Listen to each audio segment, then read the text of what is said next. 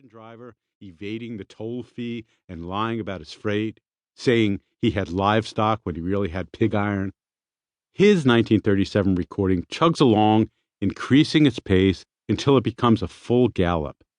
The difference between Leadbelly's and Lonnie Donegan's versions, though, is like the difference between a horse-drawn locomotive and a steam engine. Donegan's rocked. His voice had vitality and a bit of a hiccup, and by the song's end, when the train is well past the toll gate and the engineer whoops and hollers out of earshot and reveals the real freight, you can hear the beginning of rock and roll. Donegan took the past, owned the present, and influenced a generation of great rock musicians. He really understood all that stuff, Lonnie Donegan, Page says. But this is the way that he sort of, should we say, jazzed it up or skiffled it up. By the time you get to the end of this, he's really spitting it out.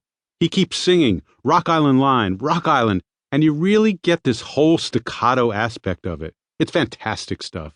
So many guitarists from the 60s will all say Lonnie Donegan was their influence.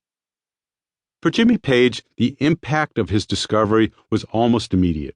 1 year after picking up the guitar at only 13, he was already in a skiffle band and performing on BBC One as part of a talent show where they played Mama Don't Want to Skiffle Anymore.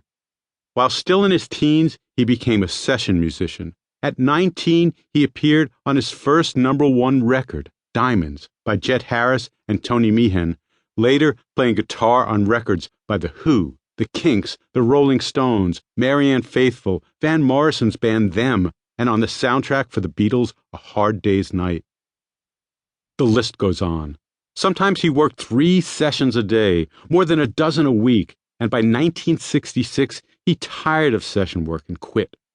A week later, he heard about an opening for a bass player in the Yardbirds, a British band with a major label contract that featured the electric guitar as a focal point. Eric Clapton had been in the Yardbirds, though when Page joined, Jeff Beck was the lead guitarist. Page eventually dropped the bass and joined Jeff Beck on guitar. In July 1968, the Yardbirds fell apart, and by October of the same year, in less than 30 hours, the first album by Jimmy Page's new project was recorded. 3 months later, in January 1969, I headed to the record store. There were 2 main shops for me back then. When I wanted a good selection, suggestions, or merely a place for my 16-year-old self to hang, I'd go to Empire Music. It was a few blocks from where I lived in Bethesda, and I spent a great deal of my money and time there. When I was shopping for good prices, I'd hike up to the E.J. Corvette department store on Rockville Pike. Their selection was limited, but their prices were great, so I'd often take a chance and buy unknown albums purely because I liked the cover art. On that day, in one of the standing bins, there was a black and white album cover with a flaming Hindenburg airship. It looked phallic and explosive, so I bought it. When I got home and heard those 2 opening crunchy guitar chords, then the ticking cowbell, then the blistering drums that fall in like a stumble through a lumberyard, I was hooked. Led Zeppelin was immediately my new favorite band. I liked British blues just fine back then, but this went beyond the blues, with a rock and roll thrust reminiscent of Donegan's steam locomotive, only this was fueled by electricity. There were old blues tunes from Willie Dixon and a few folk numbers, including a killer acoustic guitar version of the traditional Black Water Side, renamed Black Mountain Side, and played in a style similar to that of one of Jimmy's contemporaries, Bert Jansch. As a band, Led Zeppelin was only 3 months old, yet you could already hear them defining and honing their sound.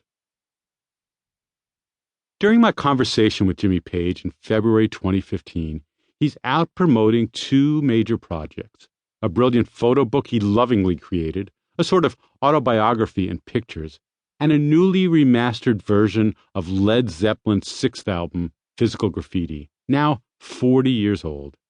Page says unabashedly, "It's like the mother of all double albums, isn't it? Really, let's be honest."